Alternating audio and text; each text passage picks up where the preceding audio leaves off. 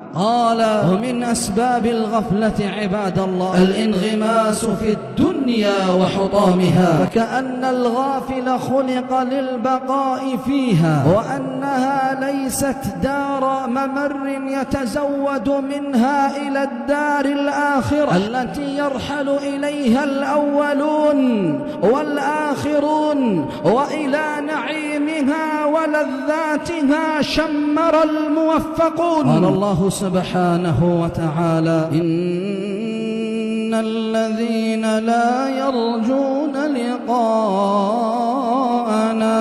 ورضوا بالحياة الدنيا واطمأنوا بها والذين هم عن آياتنا غافلون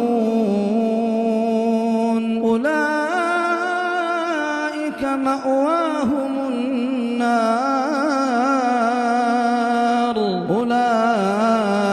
مأواهم النار بما كانوا يكسبون. نعم معاشر المسلمين،